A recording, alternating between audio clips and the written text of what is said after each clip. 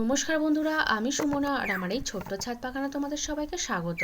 আজ কিন্তু কয়েক রকমের বীজ বসাবো। তার আগে এই গামলা আর গ্রো ব্যাগটাকে রেডি করে নেবো, নিয়ে এর মধ্যে কিন্তু আমি বীজ বসাবো দু রকমের। আর প্রথমেই দেখো গামলাটার মধ্যে দিয়ে দিচ্ছি গাছের শুকনো পাতা, আর একটু দেবো এর মধ্যে। আর এবার এই গ্রো ব্যাগটার মধ্যে কিন্তু সবটা পাতা দিয়ে দেবো। দেখো দিয়ে দিয়েছি, দিয়ে হাত দিয়ে কিন্তু একটু চেপে দিচ্ছি।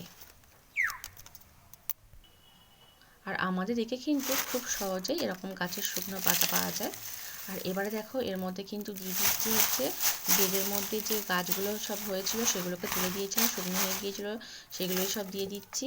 আর কিছু কিন্তু রয়েছে ছাদ ঝাড় দিয়ে যে গাছের শুকনো পাতা, তারপরে মাটি বালি সব এক জায়গায় করে রেখেছিলাম, সেইগুলোকেও দেখো সব দিয়ে দিলাম এর মধ্যে।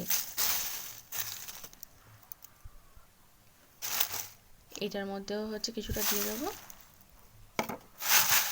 দিয়ে দিয়েছি। আর এবারে এর মধ্যে কিন্তু দিয়ে দিচ্ছি সবজির খোসা।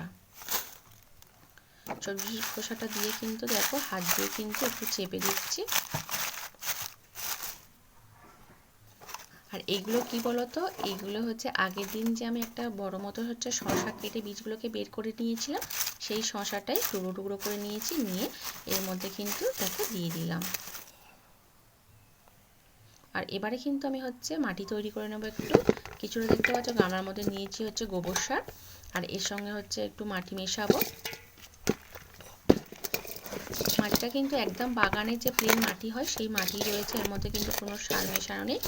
আর মাটি আর গোবর সারটা কিন্তু দেখো ভালো করে মিশিয়ে নিচ্ছি, তারপরে ওর উপরে কিন্তু মাটিটাকে দেবো।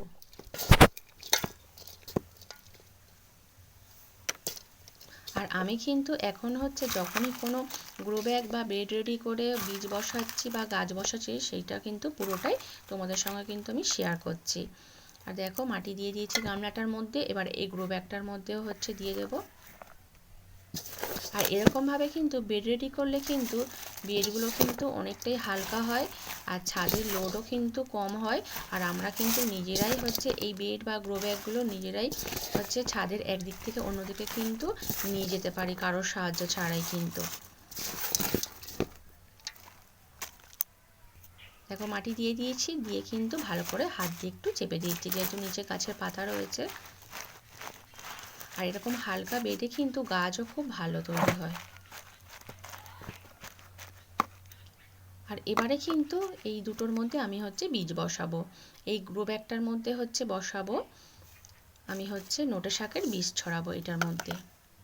এই দেখো পুরো বীজটাকেই এর মধ্যে ছড়িয়ে দেব।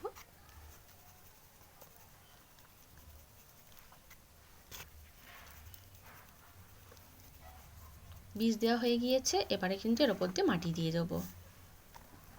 মাটি কিন্তু খুব বেশি দেব না, একদম পাতলা করে একটা লেয়ার তৈরি করে দেব। আর এটার মধ্যে দেব, এটা পালং শাকের বীজ। পালং শাকের বীজটা এর মধ্যে ছড়িয়ে দেব। মনে হচ্ছে পুরো বীজগুলো এর মধ্যে হবে না, কিছুটা বেশি থাকবে।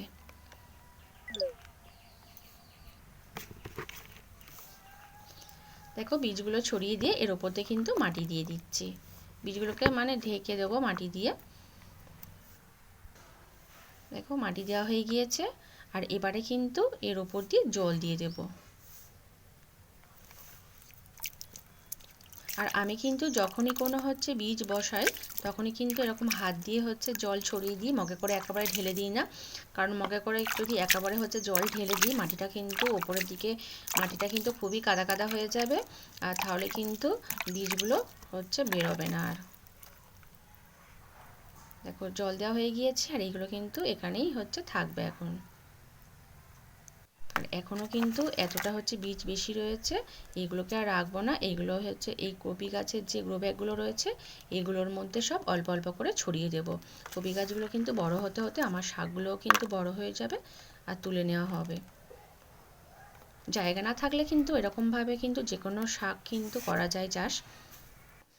আর এবারে কিন্তু আমি এই কয়েকটা মটরশুঁটির বীজ রয়েছে বেশি, এইগুলোকে বসিয়ে দেব। এই কটা বীজ রয়েছে বলে আর আলাদাভাবে আর বেড রেডি করলাম না।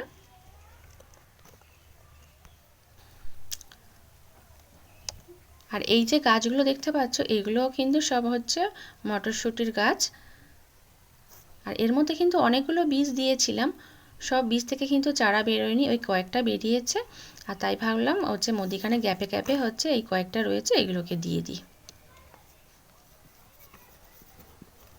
আর আমি কিন্তু এর আগে কখনো হচ্ছে এই মটরশুঁটি আমার ছাদ বাগানে চাষ করিনি, এই প্রথমবার। দেখি কেমন হয়। দেখো বীজগুলোকে দিয়ে একটু কিন্তু মাটি চাপা দিয়ে দিচ্ছি। মাটি দিয়ে দিয়েছি।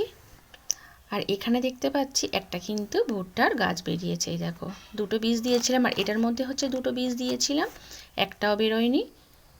আর তার জন্যে ফের আমি কিন্তু এই গ্রো ব্যাগটার মধ্যে দুটো বীজ কিন্তু দিয়ে দেব। আর সাইডে দেখতে পাচ্ছি একটা কিন্তু টমেটোর চারা হয়েছে, এটাকে হচ্ছে কয়েকদিন পরে তুলে নেব, সাইডে হয়েছে। আর এটার মধ্যে হচ্ছে একটা দিয়ে দেব। ভুট্টার গাছও কিন্তু আমি এই প্রথম হচ্ছে আমার ছাদ বাগানে করছি। আর এদিকে দেখতে পাচ্ছি শশা গাছগুলোতে কিন্তু সব ফুল চলে এসেছে। ফুলগুলোকে রাখবো না, সব কেটে নেব,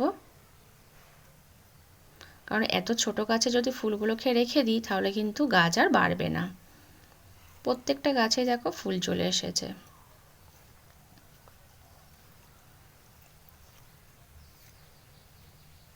সব ফুলগুলোকে তুলে নিয়েছি। আর এদিকে দেখতে পাচ্ছি আমার কিন্তু টমেটো গাছে কিন্তু ফুল চলে এসেছে। এই দেখো এটা কিন্তু কেনা টমেটোর গাছ। আর এবারে কিন্তু আমি পুজোর জন্য কিছু ফুল তুলে নেব। আজকে কিন্তু এই নীল অপরাজিতা ফুল হচ্ছে 4টে ফুটেছে, 4টেকেই হচ্ছে তুলে নেব। এখন তো হচ্ছে জবা ফুল হচ্ছে খুব বেশি আর নেই, এই অপরাজিতা ফুল কিন্তু হচ্ছে বেশ কয়েকটা করে ফুটছে, এতেই কিন্তু পূজা হয়ে যাচ্ছে। সাদা রঙের কিছু রয়েছে, এইগুলোকে তুলে নেব।